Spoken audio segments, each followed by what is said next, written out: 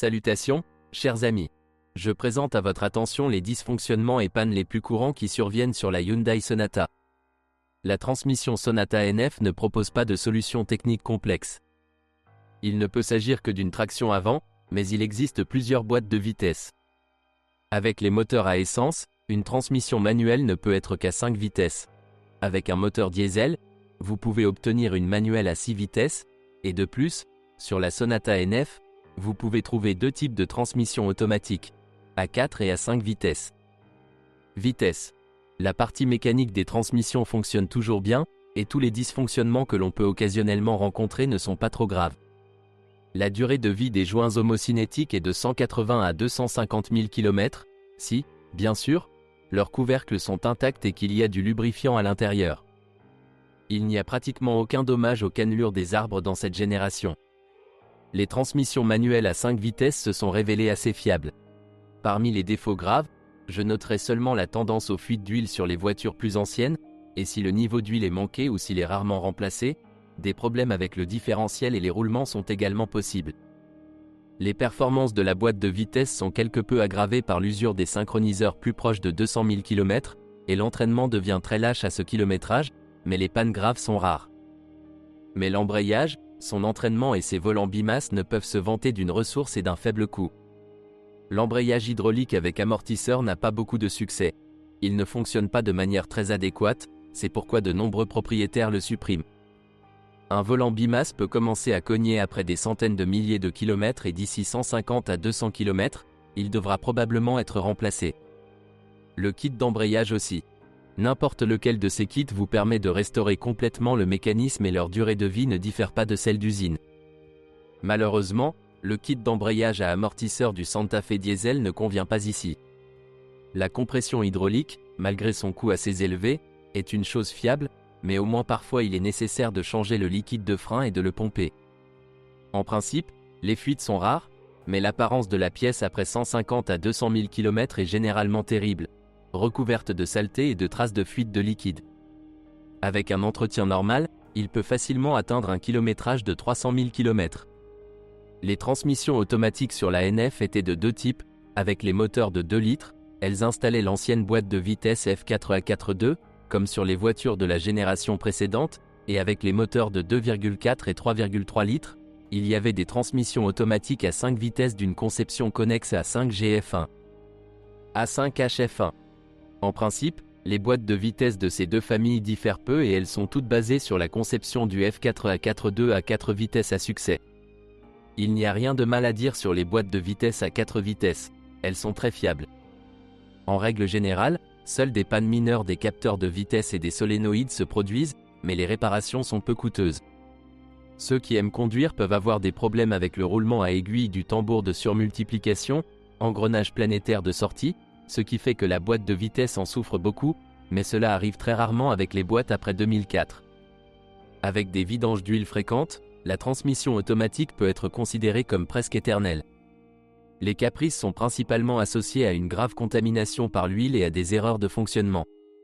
Lors de l'achat, il faut regarder les aimants de la transmission automatique pour écarter les ennuis les plus graves, mais sinon il n'y a rien à craindre, d'autant plus que sur la Sonata NF cette boîte ne fonctionne qu'avec le moteur le plus faible.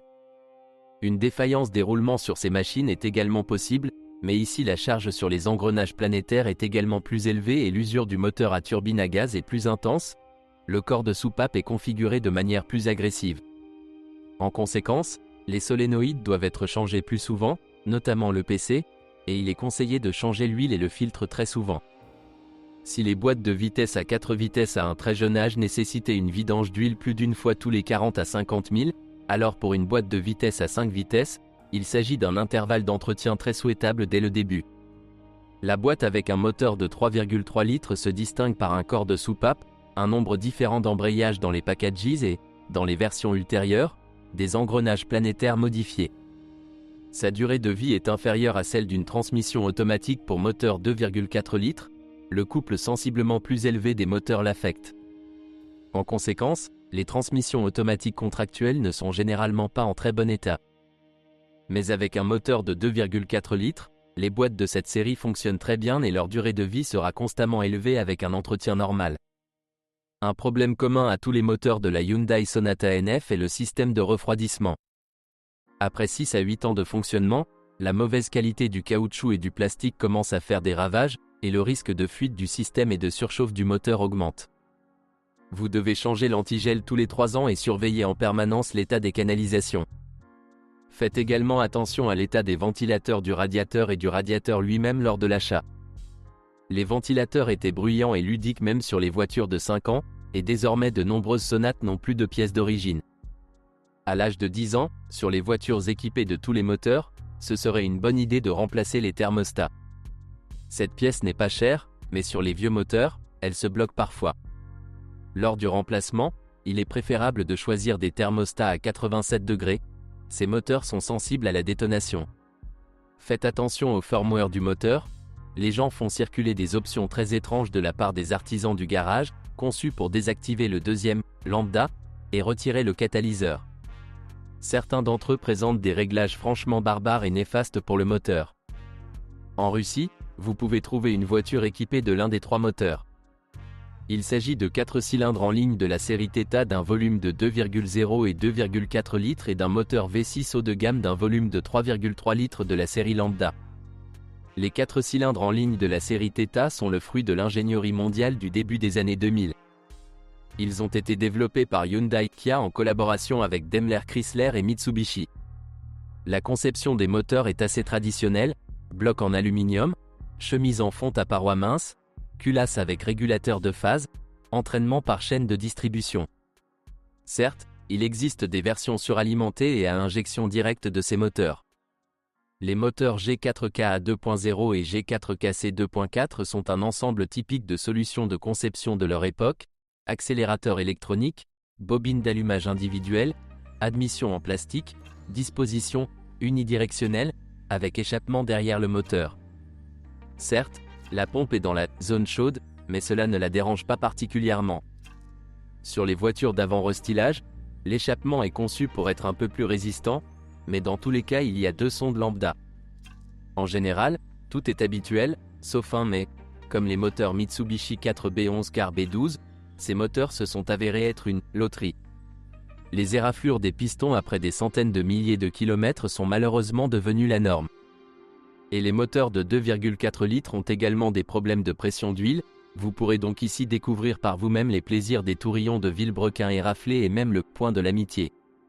Les bruits initiaux du groupe de pistons sont étouffés avec succès par le bruit dur du fonctionnement de la courroie de distribution sans compensateurs hydrauliques ni injecteurs, de sorte qu'ils ne peuvent pas toujours être remarqués à temps. Les raisons de ce triste phénomène ne sont pas tout à fait claires et il existe plusieurs versions différentes. Habituellement, cela se résume à ce qui suit. Étant donné que les cylindres ne se soulèvent que du côté chargé, beaucoup pensent que le problème réside dans une lubrification insuffisante du cylindre. Les moteurs n'ont vraiment pas de gicleur d'huile, seuls les Mitsubishi 4B11T suralimentés en sont équipés. En général, l'installation de gicleurs d'huile semble inefficace, mais les versions de moteurs pré-restylés ont un trou dans la bielle à travers lequel la paroi du cylindre chargé est lubrifiée. Et avec de tels moteurs, les problèmes apparaissent moins souvent. Beaucoup de gens blâment l'augmentation de la température de l'huile. En effet, le moteur 2 litres ne dispose pas d'échangeur thermique à huile. En revanche, le 2,4 litres là, dans lequel les éraflures se produisent presque plus souvent que dans les 2 litres. Une version affirme que les moteurs Hyundai ont des jeux thermiques mal sélectionnés. Cette version est confortée par le fait que les pistons ont souvent une jupe très usée, et que l'ellipse du cylindre s'avère très grande. Eh bien, traditionnellement pour les moteurs asiatiques, la suspicion de tous les problèmes repose sur le catalyseur, qui est vraiment situé en hauteur ici. Cette version est soutenue par le fait que sur les moteurs G4KD plus récents, dans lesquels le collecteur catalytique est encore plus haut que celui du G4KA, la durée de vie du piston, toutes choses égales par ailleurs, est encore plus courte. Il est fort possible que le problème soit complexe et soit également associé à une pulvérisation infructueuse d'essence et à l'élimination du film d'huile du mur. Dans la plupart des cas, le revêtement des cylindres à la taille nominale et l'installation de pistons avec un écart thermique légèrement supérieur à la valeur nominale permettent d'obtenir une durée de vie de plus de 150 à 200 000 km. À propos, le moteur est très pratique à réparer. Les versions sur la viscosité inappropriée de l'huile ne résistent pas aux critiques. Si vous versez des huiles SAE20, Alors que le moteur n'est pas complètement réchauffé, la viscosité sera supérieure à la viscosité de travail des huiles SAE 60 et SAE 40/30. S'il existe un lien entre la viscosité et les éraflures, il n'apparaît que lors d'un fonctionnement à basse température. Et comme de nombreux moteurs parcourent encore 200 à 300 000 km avant une révision majeure, la version la plus probable du problème est le mode de fonctionnement. Par exemple, le manque de réchauffement en hiver est tout à fait capable de provoquer toutes les conséquences mentionnées ci-dessus, et le constructeur recommande directement de ne pas faire chauffer le moteur avant le voyage. Et les riders, de plus en plus nombreux sur les routes, ont des moteurs qui ne durent plus longtemps après.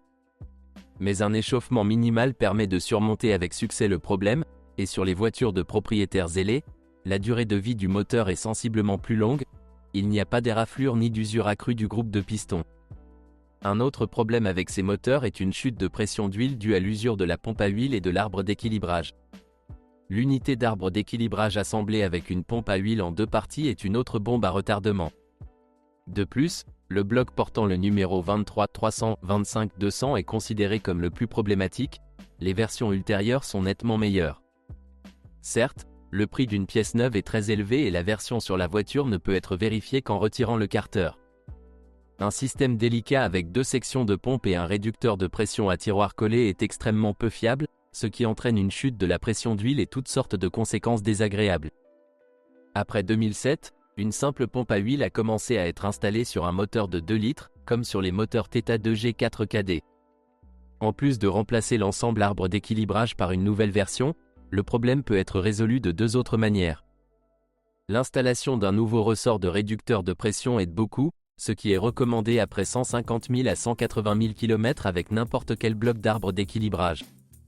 Dans le même temps, vous pouvez vérifier l'état du piston de la vanne en appuyant dessus avec votre doigt et en vérifiant le mouvement fluide dans le canal. La deuxième option consiste à installer une nouvelle pompe de G4KD. Cette opération est sensiblement plus coûteuse, il faudra remplacer le pignon de Villebrequin 23 121 25 000, la partie supérieure du carter couvercle Villebrequin par un support pour un nouveau tendeur, installer un nouveau carter de 21 510 25 001 et la pompe à huile elle-même 21 310 25 001 du moteur KD. Cependant, parfois une baisse de pression d'huile est associée à une baisse banale du niveau d'huile. Les moteurs après 200 000 km sont sujets à des segments coincés et à une bonne consommation, mais le moteur n'a pas de capteur de niveau. Le réglage des soupapes à 60 000 à 90 000 km n'est pas fastidieux, mais les rondelles sont chères et il est difficile de le faire dans un garage. Une pression d'huile insuffisante et des soupapes non réglées peuvent également accélérer l'usure de l'arbre à cames. Bien qu'il ne soit possible de « tuer » les arbres à cames qu'avec un kilométrage élevé, ce qui est compliqué par le mépris du moteur. Si vous retirez les catalyseurs à temps et entretenez correctement le moteur, celui-ci peut parfois parcourir 350 000 km. C'est dommage qu'il manque de stabilité, et les éraflures et les chutes brutales de pression d'huile pèsent toujours sur lui comme une épée de Damoclès. Sur les moteurs G4 cassés de 2,4 litres, la situation est quelque peu compliquée par les tentatives d'utilisation d'huile à faible viscosité, qui se terminent de manière désastreuse. Le Villebrequin est ici plus chargé et la pompe à huile était dans un bloc avec des arbres d'équilibrage jusqu'à la toute fin du relâchement, ce qui augmente le nombre de victimes des chutes d'huile. Les éraflures des chemises se terminent presque toujours par des éraflures, voire par une rupture du Villebrequin. Les conséquences sous la forme d'un bloc cassé et d'un « Stalingrad » sont également très probables. La situation avec la ressource est la même, si vous avez de la chance, elle parcourra plus de 300 000 km, mais le plus souvent l'opération se termine soit par des éraflures à faible kilométrage, soit par une chute de pression d'huile à un kilométrage de 150 à 200 000, après quoi le moteur est envoyé pour réparation ou vers une décharge. L'intervalle de vidange d'huile souhaité pour tous les moteurs de cette série est de 10 000 maximum. En été, vous ne pouvez pas utiliser d'huile à faible viscosité, et en hiver, assurez-vous de remplir d'huile d'une viscosité de 0 W ou, dans les cas extrêmes, de 5 W, et assurez-vous de faire chauffer le moteur pendant au moins quelques minutes. Et jusqu'à ce qu'il soit complètement réchauffé, ne le chargez pas trop, ne sortez pas des congères, ne lancez pas le moteur, surtout si vous n'êtes pas sûr de la qualité et du niveau de l'huile. Et malgré la simplicité du moteur, cela ne vaut pas la peine de l'entretenir par des garagistes denses, cela demande de la propreté, de la précision et de la minutie dans le travail. Les moteurs V6 de la série G6DB se caractérisent malheureusement par de nombreux problèmes liés aux 4 en ligne. L'appétit d'huile dû à un groupe de pistons défaillants est ici pleinement présent, et la moindre omission du niveau d'huile entraîne une éraflure des chemises. La ressource de la chaîne de distribution laisse beaucoup à désirer. Après des centaines de milliers de kilomètres, il faudra peut-être la changer. Et le moteur commence à consommer de l'huile même avec des courses allant jusqu'à des centaines de milliers, notamment pour les coureurs. Plus proche de 200 000, l'appétit en pétrole est déjà stable, à 200 à 500 grammes par millier de kilomètres, et avec des courses supérieures à 250-300 000, il augmente jusqu'à 1 litre. Il y a 2 catalyseurs ici, et avec un appétit huileux, il commence activement à dépoussiérer dans les cylindres. Les prix des pièces de rechange pour ce moteur sont nettement plus élevés que pour les 4, et il en faut davantage. Avec un décoquage rapide ou un choix d'huile réussi, un intervalle de vidange d'huile court et un entretien de haute qualité, le moteur peut vous plaire avec une bonne ressource, mais, malheureusement, de telles options sont rares. Et les unités contractuelles sont rares, les SUV lourds Kia et Hyundai, sur lesquels ces moteurs durent encore moins que sur les voitures particulières, en ont grand besoin.